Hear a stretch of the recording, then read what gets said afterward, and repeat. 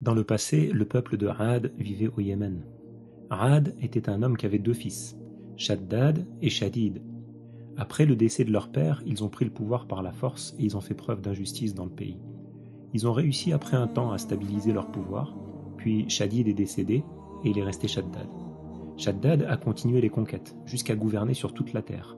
Tous les rois sur terre lui avaient prêté allégeance. Et Shaddad, c'était un homme qui était mauvais, qui était injuste.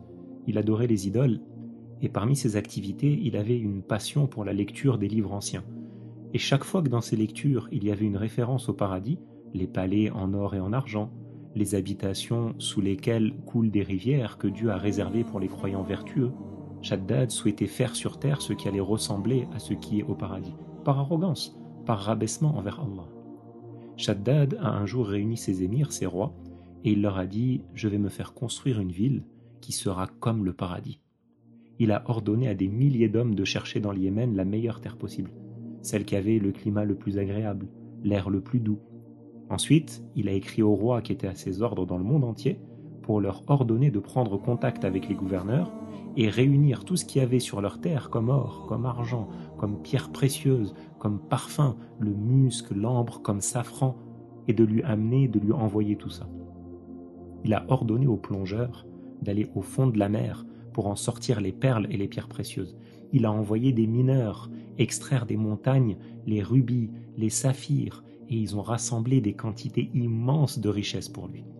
Ces éclaireurs, ils ont finalement trouvé une région qu'ils ont jugée convenable. Alors Shaddad, il leur a ordonné de commencer la construction de son prétendu paradis. Ils y ont construit des murailles avec des pierres en or et en argent, incrustées de pierres précieuses. Il avait fait construire des pièces au-dessus d'immenses piliers en marbre pour imiter ce qu'il avait lu des descriptions du paradis.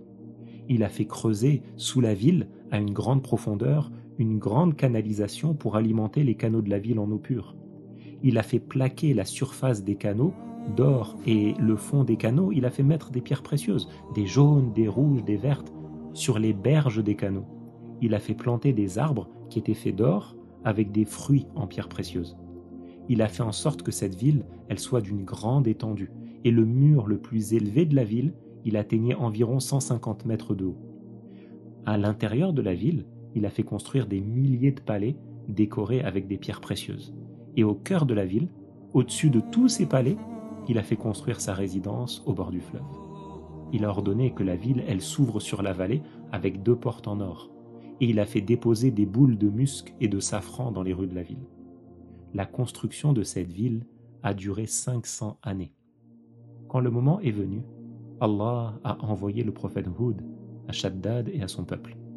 Hud, il faisait partie des nobles de cette époque. Il a appelé Shaddad à l'islam, mais Shaddad a refusé l'islam.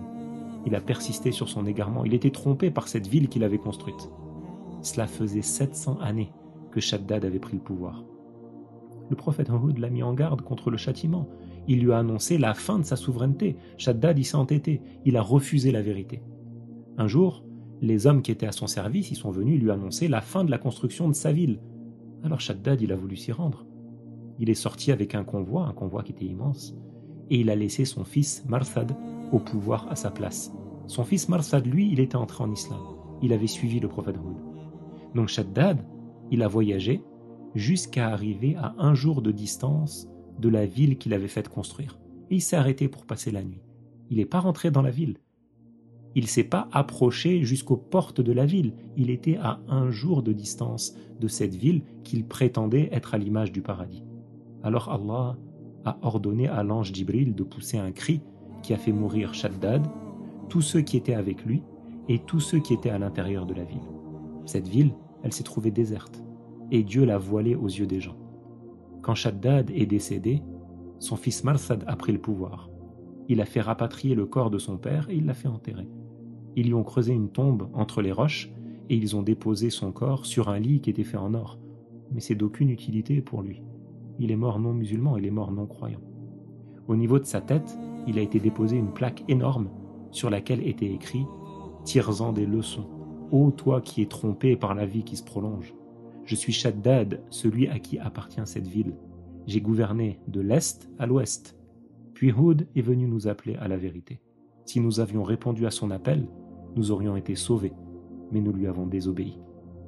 Allah nous a appris dans le Coran Alam tara kayfa fa'ala rabbuka bi'ad irama dhatil imad allati lam yukhlaq mithluha fil bilad.